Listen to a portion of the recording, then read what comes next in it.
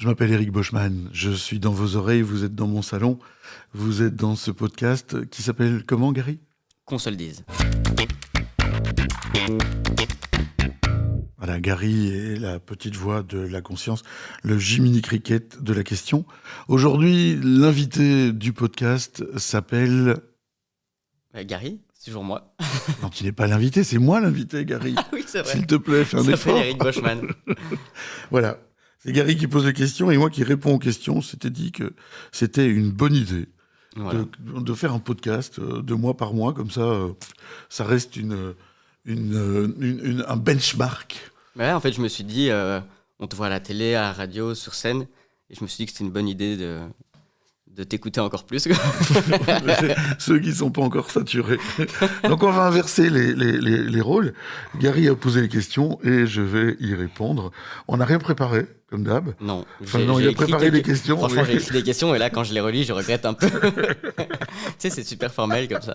J'en ai une et franchement, tu peux commencer par là si tu as envie. C'est pour refaire un petit peu toute l'année passée. Je voulais savoir, c'est quoi ton plus beau souvenir de 2022 ? Oh, mon Dieu.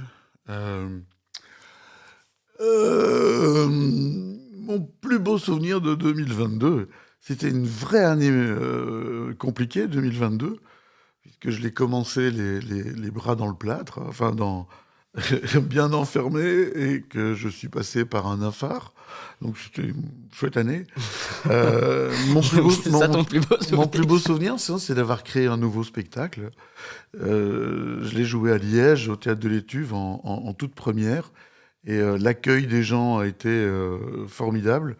Et j'étais très, très en forme ce jour-là. Donc, je pense que c'est ça, ouais, c'est le nouveau spectacle. C'est Ça va saigner, qui est un spectacle qui traite de la malbouffe, où je mets quelques trucs un peu en perspective vis-à-vis des gens.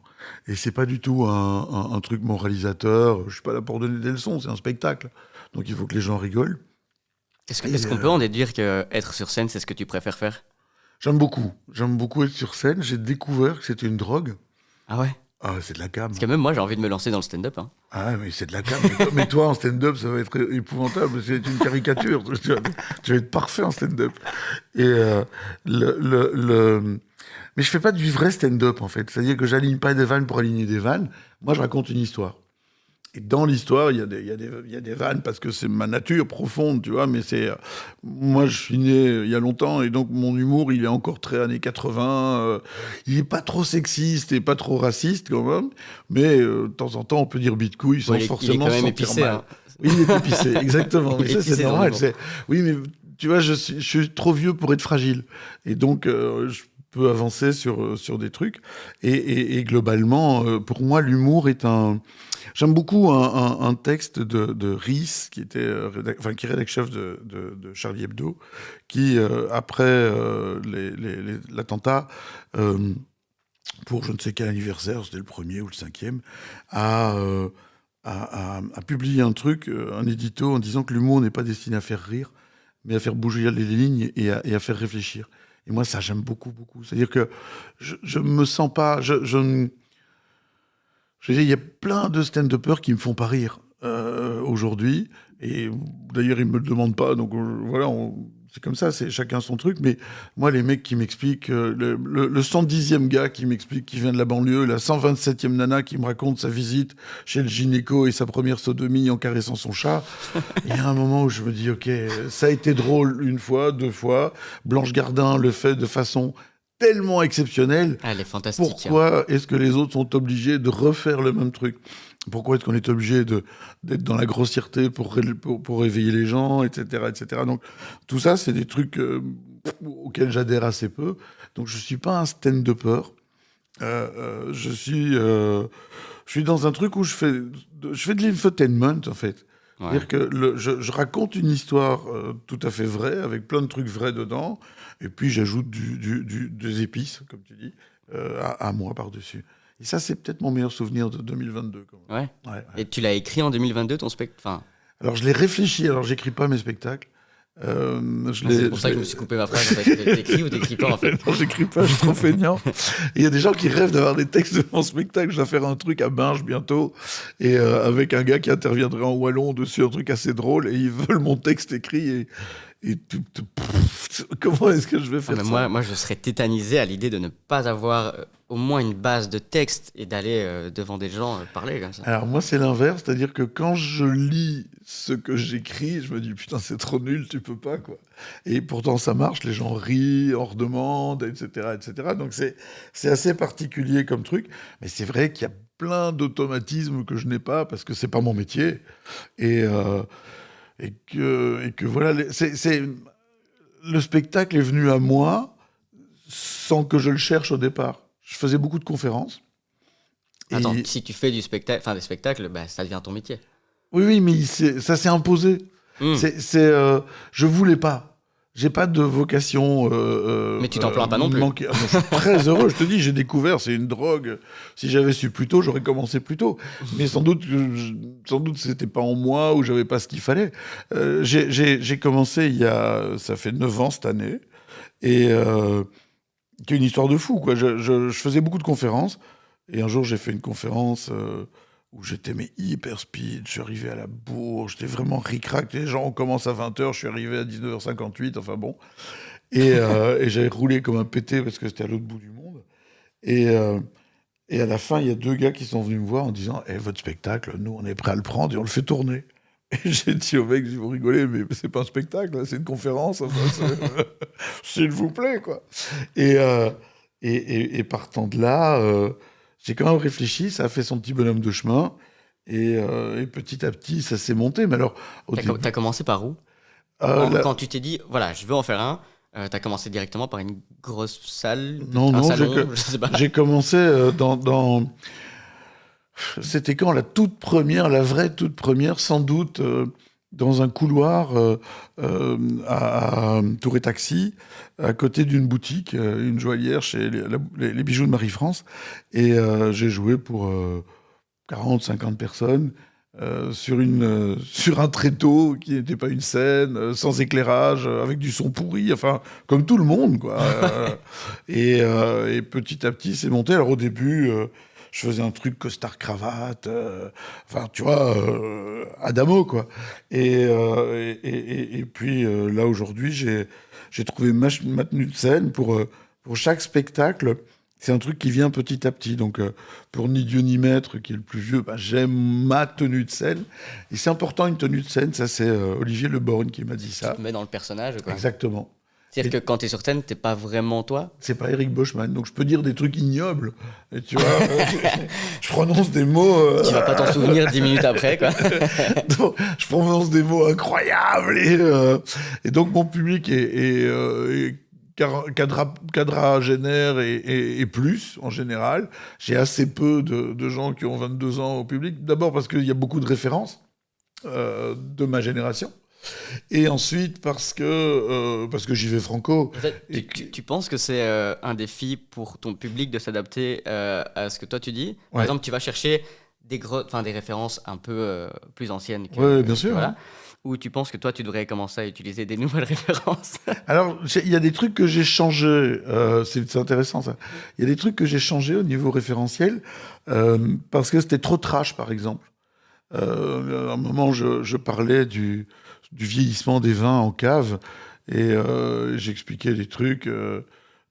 J'ai fait quelques bêtes vannes par rapport à Dutroux, et là, même ma petite amie m'a dit non, ça tu peux pas, ça passe pas, Ouais. c'est vraiment. Non, mais ça, c'est une ça référence se fait que tout le pas, monde quoi. a encore. Enfin, Oui, mais elle me dit ça se fait pas. J'avais atteint mon point Godwin à moi, pas Goldwyn, ça c'est une moto. Et j'étais arrivé trop loin. En fait, c'est assez drôle parce que le référentiel culturel, les cadras plus, si tu veux, cadra quinca, c'est vraiment mon cœur de cible, voire c'est que ça, marche bien. Ils comprennent bien, si tu veux. Si je dois adapter à une génération qui aurait... en fait, les codes de l'humour sont plus trop pareils, en fait. Exactement. Mais je fais pas de l'humour non plus à la Michel Leb, tu vois, c'est pas, je fais pas le chinois qui va faire les courses, quoi. C'est pas du tout mon truc. Mais tu te rends compte aussi que qui va au spectacle, c'est pas les gars qui ont 20 ans. C'est pas Non. les gars qui ont 25 ans, ils vont pas au spectacle. ils vont voir des stand-up, Ouais, c'est plus des ça, trucs un comme petit ça. peu. Mais au stand-up, on tourne tout le temps dans le même univers. Il y a rarement des stand-uppers. Les stand-uppers qui proposent quelque chose de différent sortent du circuit stand-up et deviennent des gens connus à part entière. La réelle différence entre ce que tu fais et un stand-upper, c'est la durée un peu du spectacle ou pas? Ou c'est quand même plus loin que ça? Alors la durée, c'est clair que c'est Parce qu'un stand-upper, c'est là pendant combien de temps? une demi-heure, C'est ça le gros max, 20 quoi. minutes. Ils partagent beaucoup les scènes, etc. Mais ils ont toujours la même gymnastique. On leur a dit qu'il fallait tenir un micro, et donc ils jouent avec un micro-main. Moi, je joue avec un Madonna parce que j'ai besoin de mes mains pour parler. Parce que tu danses beaucoup aussi. Je danse énormément, je fais des chorés incroyables et tout et tout. Et je pense que ça, c'est une grosse différence déjà au niveau du positionnement sur la scène. J'ai pas de mise en scène parce que comme mon texte n'est pas écrit, les quelques Ouais, tu sais metteurs en pas ce scène que à tu vas qui j'ai faire. parlé, les mecs ils souffrent un peu en disant oui mais tu fais quoi? Je sais pas vraiment. Je vais Là. me balader là-bas. Voilà, je vais aller là. Et, mais j'ai un truc, c'est que j'aime beaucoup sentir une scène, tu vois, et il y a des trucs où tu joues. Là, il y a pas longtemps, je jouais au Trocadéro à Liège, qui est une jolie salle. Trocadéro, les gens qui sont en balcon, ils sont sur la scène quasiment. Tu les vois, je veux dire, il y a 2 mètres, 3 mètres avec eux. Donc Ouais, tu tu les peux les vois regarder dans vraiment les yeux, quoi. dans le blanc des yeux. Et ça, c'est énorme si c'est des gens que tu connais. Et il y a quand même, pas souvent, mais régulièrement, des gens que je connais dans la salle. Et c'est vachement dur, ça. Ah Parce que ouais? quelque part, je suis timide. Et donc, je demande toujours, par exemple, au régisseur lumière, quand il y a un régisseur lumière et un régisseur son, au régisseur lumière, je lui dis, je voudrais juste pas voir la salle. Donc, il faut me claquer la gueule, il faut m'écraser sous la lumière. Et là, je me sens mieux.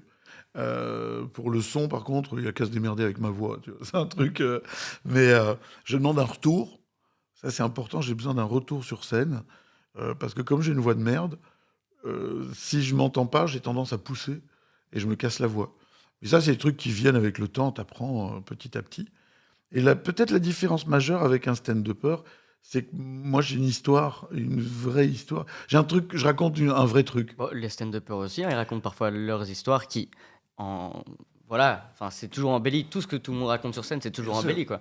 Mais c'est souvent aussi des... Ouais, moi, je raconte pas ma En vie, fait, tu vois. j'aime bien croire que c'est vrai, en fait. Oui, peut-être, je comprends ce que tu veux dire. Mais je- en fait, je pense que ma différence, j'en sais rien, c'est que j'essaye de partir d'un truc. Ma construction, c'est il y en a un autour de l'histoire du vin à travers le monde, ou l'histoire du monde à travers le vin. Il y en a un autour de la bière, qui est destiné aux gens qui n'aiment pas la bière. La grosse erreur du spectacle autour de la bière, c'est que les gens me disent ah, mais moi je n'aime pas la bière, ça ne va pas venir. J'ai justement, viens, c'est le spectacle pour les gens qui n'aiment pas la bière. L'idée, c'est de démythifier et de dire que. Ma conclusion sur la bière, c'est de dire ne dites jamais que vous n'aimez pas la bière, dites simplement que vous n'avez pas encore trouvé celle avec laquelle vous passerez le reste de votre vie. Parce que C'est laquelle, la tienne? ah, moi j'adore la gueuse. Ah ouais? Moi, la gueuse, le lambic, C'est tellement classique. ouais, je suis désolé, je suis classique, mais je suis pas un fan de toutes les bières très yuzu, thé vert, machin. Je trouve ça Et rigolo. dans ce qui se fait de nouveau? Mais je suis plus saison que IPA, donc la saison Ouais, c'est c'est pas ça. nouveau. Mais IPA non plus, ça date du 19e siècle, hein, Non, donc mais un renouveau. un renouveau. Ouais, c'est ça. Je préfère la saison parce que c'est plus équilibré. Ah, ok. J'avais une petite question quand tu parlais de ton point Godwin. Moi, ça m'intéresserait de savoir si un jour enfin, si tu regrettes ce qu'un jour t'as dit sur scène. Si tu regrettes maintenant quelque chose que t'as dit. J'entends bien. Non, Jamais. non, jamais. Non, jamais, parce que c'est dans un délire du moment. Il y a un truc, c'est que je vais au contact des gens. Mes spectacles sont toujours interactifs. Et Ah, donc tu sens un petit peu l'ambiance tu et où vois tu peux l'ambiance, aller et tu tout sais ça. jusqu'où tu peux aller. Euh, non, non, non. J'ai un peu déconné un jour par rapport au carnaval de Strépy. Et je me suis dit, c'était gratuit, ça n'avait pas de sens. Donc ce genre de truc que je fais plus. Ça a fait rire les gens, ça les a fait rire d'horreur, mais ça les a fait rire. Moi, j'aime bien provoquer le rire malaisé, tu vois. C'est-à-dire que où les gens se disent non, il l'a pas faite. Si, il l'a faite. Oh là là là là.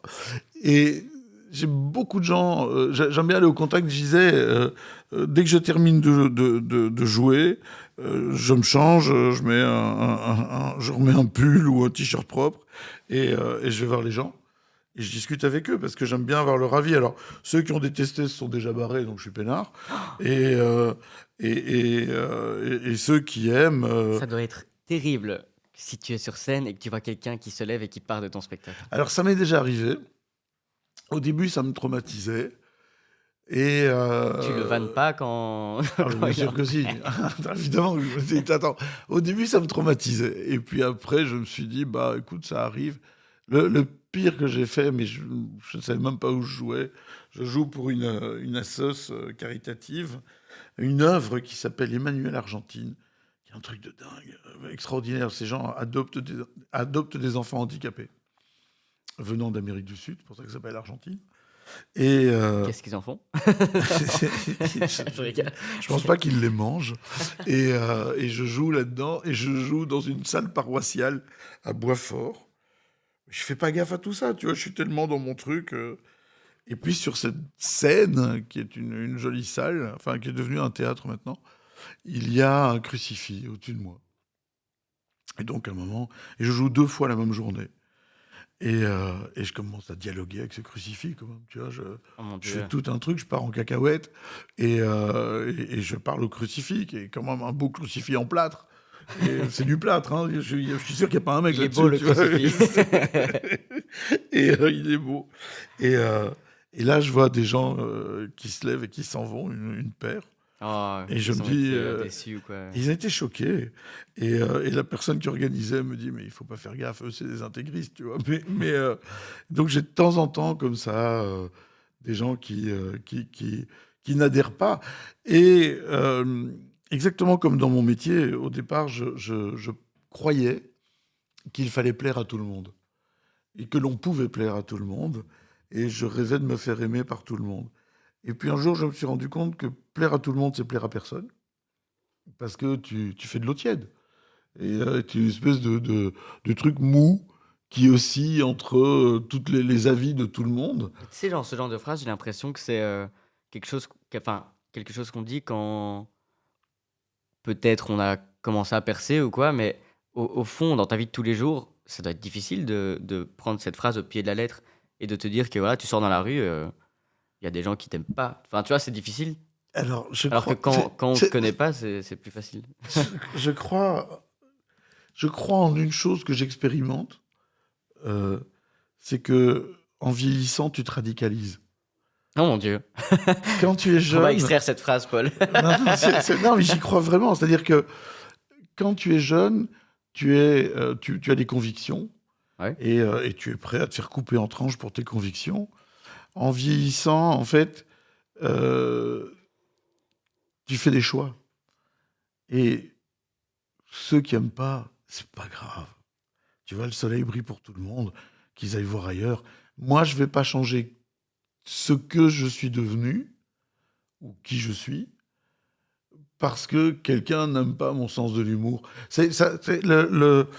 J'expérimente ça beaucoup sur les réseaux sociaux, où je me fais souvent tacler par des gens que je ne connais pas, qui ont 12 followers, et qui ont besoin d'exprimer leur rancœur, leur aigreur d'estomac et leur bêtise. Et je réponds. Moi, je réponds. J'ai vu ça de Julien Doré. Julien Doré répond aux gens qui l'insultent. Oui, j'ai vu, c'est très drôle. Et c'est magique. Ouais. Il a un talent que je n'ai pas, mais je réponds. Hier, je tombe sur un truc en disant, les gars parlent de moi sans me parler. Et donc, ils sont sur ma page, sur une vidéo de chez moi, en disant, qu'est-ce qu'il gagne pour cette pub de merde? Et je réponds un truc en mettant, il a reçu 253 627 €, plus une Bentley, plus une assistante, plus tout un truc. Et le mec répond, ne comprend pas que c'est moi qui réponds, pense un truc, et je peux te le retrouver, c'est extraordinaire, parce que la troisième phrase, donc il répond encore un truc, où je réponds encore un truc complètement loufoque, et le dernier truc, il dit, mais arrêtez de vous faire passer pour lui. En vrai, c'est très Et drôle. ça, c'est magique parce que le mec est tellement dans son trip haineux et qu'il comprend pas enfin, que je me fous de lui. Alors, c'est du temps perdu, tu me diras, et je peux ne pas m'en Oui, occuper. mais c'est aussi Mais moi, ça me fait du plaisir. temps qui est nécessaire pour ton bien-être aussi. Tout à Parce que fait. si tu fais que accumuler les critiques, c'est difficile. Tout à fait. J'ai vu, il y a un youtubeur français, je pense qu'il est français, je suis pas sûr, il s'appelle Just Riyad. Et en fait, lui, il a fait une vidéo. Il est pas euh, saoudien, Just Riyad? Ok, d'accord. Tu lui demanderas. Ou Mrakchi. Et en fait, lui, il va à la rencontre. Il a fait une vidéo où il va à la rencontre de quelques-uns de ses haters. Et il leur parle et il leur pose des questions comme pourquoi t'as dit ça? Est-ce que tu le regrettes? Est-ce que tu le regrettes pas? Et tout ça. Et c'est super intéressant. Je me dis, bah, c'est peut-être un format que tu pourrais faire un jour. Ça, c'est bon. T'invites tes haters autour de ta table, histoire qu'ils voient ton énorme richesse, ton énorme villa au centre de Bruxelles. Ma villa 2 façade. Mais par contre, tu vois, c'est drôle parce que, à l'inverse, sur Twitter, j'ai des gens qui ont mangé chez moi, qui ont passé du temps avec moi, avec qui on a passé une ou deux super soirées, Ouais. qui sont devenus des haters après, sur une position que j'avais, ou sur un truc que l'on m'a prêté. J'ai un article le 24 décembre, assez chouette d'ailleurs, une double page dans la DH, avec une chouette vidéo qui montre toute l'interview. Il y a quand même plus de 40 minutes d'interview. Mais pour appâter le client, la rédaction a choisi un titre qui avait rien à voir avec ce que j'avais dit, dans le sens où on m'a dit les véganes. Quand le gars me dit, on pose la question qui fâche maintenant, les véganes, t'en penses quoi? J'ai dit, bah les véganes, j'ai dit, je peux te faire une réponse à 1 million de clics, tu veux vraiment? Alors je te dis, chacun a le droit à ses troubles mentaux. J'ai dit, mais en réalité, tout ce qui est excessif est insignifiant. Et moi, les véganes, ils font ce qu'ils veulent de leur vie. Je trouve triste de bouffer des steaks véganes qui sont des produits ultra triturés, etc., etc. Bouffe des carottes et ça me gêne pas. Mais viens pas m'évangéliser. Je te fous la paix, tu me fous la paix. Et on vit très bien comme ça. Donc, réponse un peu nuancée. Tu peux pas la foutre sur une première page de journal, évidemment. Et donc, là-dedans, j'ai des justiciers d'Internet, parce que c'est vraiment de la branlette. Les mecs, ils sont derrière un pseudo, dans leur fauteuil, sur leur téléphone, et ils viennent t'insulter, te traiter de facho, de gaucho, etc. Ils sont contents, ils ont éructé leurs bêtises. Et puis tu te rends compte que tout ça n'existe pas. Le harcèlement sur les réseaux sociaux, pour un enfant de 12 ou de 14 ans, ça doit être invivable. Mais Parce que même tu plus tard, n'arrives je pas à pense. Hein. faire la part des choses. Mais dès que tu fais la part des choses, tu te rends compte que les gens dans la rue continuent à te dire bonjour et à te sourire. Oui, mais en fait, toi, t'es une figure publique depuis quand même pas mal d'années. Oui, quand même, oui. Moi, Ça je pense que, ça moi, je pense que commence à c'est faire. à voir avec ça. C'est-à-dire, si t'as pas vraiment l'habitude, que t'es 14 ans ou 50 ans, tu vas très mal le prendre. Oui, mais tu peux faire shutdown aussi. Tu peux Ouais. fermer ton truc, tu vois. Il faut avoir un peu le recul de Tout à savoir fait. tout ça. Et je pense que par rapport aux gosses, par exemple, les questions de harcèlement sont hallucinantes parce qu'ils en souffrent vraiment. Avant, le harcèlement dans une cour de récréation, on se foutait de ta gueule parce que ton anorak ressemblait à rien ou parce que tu avais des boutons quand tu étais ado. Tu sortais de l'école, tu rentrais à la maison, tu pleurais un coup et tu téléphonais à tes meilleurs potes et tu recréais un univers. Aujourd'hui, le harcèlement, il sort de la cour de récréation et il te poursuit à la maison. Les mecs font des groupes pour t'insulter et tout. C'est ultra violent. Moi, en tant qu'adulte, mais je m'en branle, mais totalement, tu vois. Les haters, comme on dit, appelons-les des cons. Pourquoi tu perds ton temps à m'insulter? Je te connais pas. T'aimes pas? Dégage, tu zappes. Est-ce que tu as déjà rencontré un hater constructif? Non. Non, non. Non, par contre, quand j'ai des critiques constructives, où les gens me disent, non, mais vous dites ça, moi je dirais pas ça, etc., Ah oui, ça bah fait du son coup, tu chemin les dans ma considères tête. pas du tout en tant que hater, quoi, c'est Ah ça? non, non, pas du tout, bien Oui, sûr. ouais. Non, non, mais quand j'ai, hier, il y a quelques jours, il y a un gars qui dit, le spectacle est chouette, allez voir, mais Bushman se prend pour une star. Je fais, et c'est tellement pas moi. Je descends, je vais boire des coups avec les gens, tu vois, je fais pas l'acteur. J'ai des copains acteurs qui m'expliquent, ouais, tu comprends, quand j'ai fini, je dois rester au moins 2 heures dans ma loge, me démaquiller et tout, je dois avoir un rituel parce que je dois sortir de mon personnage. Non, moi je change ma chemise parce que parfois je pue, vu que j'ai un peu transpiré. Je mets un truc propre et je vais voir les gens et je bois des coups avec eux. Parce que je dois pas sortir de mon personnage. Mon personnage, il est resté dans ma chemise, dans Ouais, la c'est ça. loge. Et je m'en vais. Enfin, je sais pas. Être une star, c'est pas ça. Enfin, d'abord, je pense qu'il faut être proche des gens qui viennent te voir, qui ont fait l'effort. qui ont payé. Bon, à partir d'un certain moment, tu peux pas être proche de tout le monde. Mais... Non, mais à ce moment-là, il n'est pas encore arrivé. Tu vois, c'est un truc. Les scènes de 16 000 places, c'est pas gagné tout de suite. Là, en t'entendant, j'arrive pas à me faire à l'idée que tu aies pu me dire que tu étais timide. Ah, mais moi, je suis Alors, horriblement timide. je me suis demandé si tu étais plutôt introverti ou extraverti. Et puis, dans un deuxième temps, pourquoi est-ce que tu dis que tu es timide? Enfin, comment est-ce que tu ressens ta timidité, quoi? Alors, c'est un drôle de truc. C'est-à-dire que quand je commence, une fois que je me mets en route, que ce soit dans un restaurant, quand j'étais gamin, c'est vraiment ça que je pensais. Quand j'étais gamin et que je bossais avec mes parents, on commençait le service, t'as toujours une boule au ventre, t'as toujours le trac. Et encore aujourd'hui, même quand j'ai les clients qui arrivent le soir, quand j'ai une table, je fais de temps en temps une table pour des gens, une fois par mois, et je trouve que c'est déjà beaucoup. Avant qu'ils soient là, il faut que le truc soit nickel, quoi. Maintenant, j'ai pris une équipe, on bosse, on est 3. Avant, je travaillais tout seul. Et faire 10 couverts tout seul, c'est une énergie, c'est d'une violence rare. L'air de rien, hein, parce que c'est quand même pas exceptionnel non plus, mais c'est vraiment un truc, il faut se sortir. Et ça me bouffait. Et quand je regarde tout avant qu'on commence, tu vois, les gens viennent à 7h30, à 7h40, on allume les bougies, je fais le tour de la table avant, je vois qu'il manque une fourchette, qu'un verre est mal mis, etc. Donc je suis un peu tendu à ce moment-là. J'ai une espèce comment on dit, d'acmé. J'arrive à ça.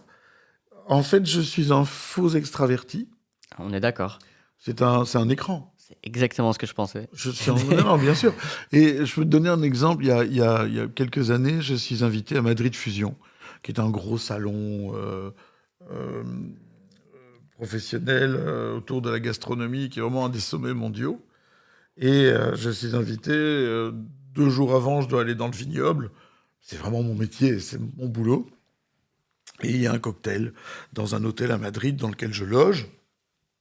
Et j'arrive seul à la réception. La boîte d'événements qui organise fait mal son boulot. Il n'y a pas d'hôtesse, il n'y a personne, il n'y a rien. Je m'enregistre. Ça, je sais faire. Je vais dans ma piole. Et puis, je redescends. Il y a le cocktail. Et donc, il doit y avoir quelqu'un que je connais. Et en fait, il n'y a personne que je connais. Les gens de la boîte d'événements, les 2 nanas qui sont censées s'en occuper sont partis bouffer à l'extérieur. Et je connais personne. Tu l'as mal vécu? Ah bah j'ai fait le tour, j'ai bouffé 2 zakuski, j'ai pris un verre, et puis je suis allé dîner dans ma chambre. Ah. Tu vois, je peux passer 24 heures dans une chambre d'hôtel sans aucune difficulté, parce que je voyage toujours avec des livres, etc., etc. Et je noue le contact facilement si quelqu'un crée la relation. Là, j'ai pas de souci. Mais par contre, tu vois, je n'entretiens pas bien ça. J'ai pas gardé les cartes de visite des gens que je reconnais, que je croise, pour leur envoyer un message en disant c'était bien gai de vous connaître, etc. Je fais pas du tout ça. En plus, j'oublie le nom des gens, c'est une tragédie, mais c'est comme ça. Donc j'ai parfois du mal à reconnaître les gens. Hier, je suis tombé il y a vraiment plus hier, sur un gars dans un magasin, je le connais vraiment, tu vois. C'est l'ex-boss de ma compagne. Et il m'a fallu bien 5 minutes pour savoir qui c'était, quoi. Tu vois, En donc partant, t'as fait bisous. Non, mais je me souvenais de son nom, ça, en partant. Mais il a fallu un moment pour que j'arrive à centrer la conversation sur son job, tu vois. Ouais. Mais non, je suis un faux extraverti et un vrai timide. Simplement, je le gère. C'est incroyable. C'est-à-dire qu'il y a des moments où tu te dis toi-même, c'est pas le moment d'être timide. Parce que c'est mon job de pas l'être. Ouais, sans doute, ouais. Mais c'est pas de la fausse. C'est compliqué parce que c'est pas faux non plus ce que je fais. Mais je ne. Ah non, non, je dis pas ça, mais. Ouais, c'est rigolo ce que tu dis parce que je me sens pas. Pardon. Est-ce que tu te sens, en dehors de tes spectacles, sur une journée, 24 heures sur 24, Eric Boschman? C'est un peu ça, là je pense, où je voulais arriver. Eric Boschman. Eric Boschman qui est introverti. Public ou Eric Boschman, moi? Bah toi, personnage plutôt introverti et timide. Je suis. Ou est-ce que même parfois tu arrives à sortir de ton propre personnage? Non, mais je suis 24 heures sur 24 Eric Boschman. et puis je me montais de clown. C'est ça. Tu vois. Mais je viens travailler ici chez moi. Je ne dors pas toutes les nuits chez moi. Je dors beaucoup chez ma compagne. Mais quand j'arrive chez moi, il y a des jours où je suis tout seul toute la journée. Le téléphone ne sonne pas. C'est déjà arrivé pendant une demi-journée. Et alors là, je peux dévisser tranquillement tout seul. Tu vois, et puis rien ne va. Et puis il faut que je m'active. Il faut vraiment, je me mets un coup de pied au cul en disant c'est bon, ça va, t'as assez sombré, t'as perdu 3 heures à regarder la peau de vache qui est sur ta table et t'as rien fait, tu vois. Et donc là, il faut que t'avances parce que j'ai toujours beaucoup de boulot. Mes boulots, parce que parler comme ça, m'ont toujours permis de m'en sortir et de ne jamais rester dans un marasme. J'ai eu, comme tout le monde, des moments de déprime dans ma vie, largué par une petite amie, les affaires vont mal. Parce que les emmerdes viennent toujours en escadrille. Et le bonheur, il faut le cultiver tous les jours. Il vient pas tout seul. Donc c'est une attitude. Tu peux être négatif avec tout en te disant la crise climatique, la guerre en Ukraine, les enfants qui meurent de faim, et mes parents qui sont en train de mourir, etc., etc. Et puis j'ai enterré mon parrain cette semaine, quelqu'un que j'aime beaucoup, beaucoup, beaucoup. Et la cérémonie a duré une demi-heure. Je suis sorti de là et mon frère m'a accompagné. Et je lui dis, c'est quand même dingue, c'est 86 ans de vie, une demi-heure. Je fais, putain. Heureusement qu'on a pu se parler avant, qu'on a pu échanger. Et tu sais, c'est des claques que tu prends et où tu te rends compte qu'il faut parler aux gens que tu aimes tant qu'ils sont vivants. Ça sert à rien d'aller pleurnicher devant un cercueil en disant « Oh, il était si bon, si gentil, il m'a tout appris. » Bon, ça peut permettre Oui, faire ok. sortir. Oui, tu peux exulter, tu peux Ouais, c'est sortir ça. ton truc. Mais non, dis-lui tant qu'il est vivant. Va pas te réconcilier devant un cercueil. C'est Mais c'est vivre, souvent, vivre tue. Hein, c'est il y a un dicton, bon, je vais certainement l'écorcher, tu vas me rattraper, hein, Non, mais promis, je le c'est ferai pas. une fois qu'on en manque de quelque chose, qu'on se rend compte que cette Bien sûr. chose-là Tout à fait. était nécessaire, quoi. Tout à fait. Dès que tu manques Chose d'un ou truc. personne. Hein. Oui, chose ou personne, mais les deux fonctionnent. Tant que t'es pas dans le manque, t'as pas de raison. Mais ma mère est en phase terminale depuis plus d'1 an. Et mon frère et moi, on n'aborde pas du tout la chose de la même manière. Moi, j'en ai fait un morceau de spectacle parce que je conclus mon nouveau spectacle avec ça, avec une Tu conversation. crédites ta mère, au moins. Bah, mais bien sûr, alors je le dis, c'est une vraie conversation que j'ai avec elle, et en disant, on parle de régler son enterrement, si tu veux, et j'en fais un truc dans lequel je fais rire tout le monde avec ça, parce que il y a moyen de rire aussi de ces moments-là, et j'arrive à un âge où la mort n'est plus tragique. Pas des gens qui meurent autour de moi, mais ma vision ou mon acceptation. euh, j'ai perdu trop de gens déjà, auxquels je tenais beaucoup, que pour, pour le voir de façon tragique. Je peux être en colère contre la mort, mais c'est quand même un truc, c'est le seul truc vraiment démocratique. C'est le seul truc vraiment démocratique, la mort. C'est un truc. C'est intéressant. T'as beau faire comme les Rolling Stones, faire renouveler ton sang tous les ans, après qu'il ait été faire des andouilles en montagne, etc., ou sniffer ton père dans ta coque, ou faire quoi que tu fasses, c'est le truc qui atteint tout le monde. Personne n'y échappe. Même Elon Musk y passera, quoi. Bah, parlant de ça, je crois qu'il y a Jeff Bezos qui est en train d'investir dans un médicament pour essayer de pas crever tout de suite ou quelque chose comme ça. Oui, mais c'est le rêve de tous les dictateurs. Ouais. Et les nouveaux dictateurs sont les patrons Les de ces grosses boîtes. Les mecs, ils sont prêts à se faire congeler ou à se faire reproduire leur ADN, etc. Les rêves les plus fous sont à portée de leur bourse, mais on crève tous. Et je trouve que il y a un moment, tu dois être dans l'acceptation. Le tout, c'est de te dire que t'essayes d'accomplir les trucs qui te font vraiment plaisir. Je parle pas d'un chemin, d'un truc. J'ai pas de devoir, j'ai rien. J'ai juste envie d'être bien dans mes pompes. Ma fille est mariée, elle est heureuse, son business décolle. Je fais ce que je peux pour l'aider. Félicitations. Mais ouais, exactement. Mais c'est rien à voir avec moi. C'est elle, tu vois, c'est l'éducation qu'elle a reçue de sa mère et de son père. Ok, on a acheté les bases. Et puis après, ça démarre. Et je peux mourir demain. Tout ça va pas s'arrêter. Et ça continue. Et puis elle se reproduira ou pas. Enfin, ça me concerne pas. Et enfin, si, ça me concerne. Ouais, mais non, mais tu vois, je la tanne pas en lui disant quand est-ce que tu fais un petit-fils? J'ai pas du tout envie, moi j'ai pas envie d'être grand-père. Et putain, mais ça c'est un coup de vieux que je suis pas prêt à accepter, quoi. C'est un truc, on peut pas déconner, il y a des limites, quoi. Non, je trouve qu'il y a un côté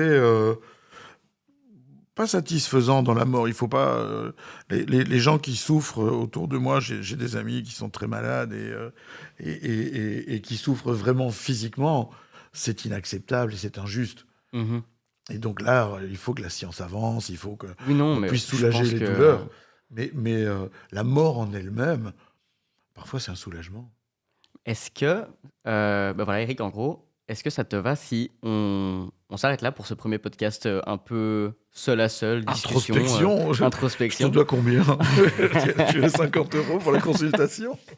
Écoute, tant que t'es pas allongé et que je te parle à côté sur une chaise, tu me dois rien. Putain, mais attends, allongé avec un... Tu sais que ça fait cliché, ça. Ne me méprenez pas. Mais est-ce que ça te va si on s'arrête ici? Parce qu'on a abordé tout plein de thèmes personnels. Je sais pas si tu avais déjà partagé sur tout ce dont on a parlé là maintenant. Et qu'on s'essaye un nouvel épisode pour une prochaine fois. Avec plaisir, bien sûr. Ouais. Reviens dans mon podcast quand tu veux. Je reviens t'interviewer dans ton podcast. C'est vraiment, je vais le refaire tous les 6 mois, tu vois. Les nouvelles vérités, l'évangile. Ce que vous ne saviez pas, mais que maintenant vous savez. Mais écoute, Mais y a merci. Merci pour... Il y a plein d'autres épisodes sur le podcast que ma vie a écouté. Et donc, il faut dire aux gens qui nous écoutent. Ah oui, Ouais, hein, bah écoutez-nous. écoutez-nous. À bientôt. À bientôt. On est cool en vrai.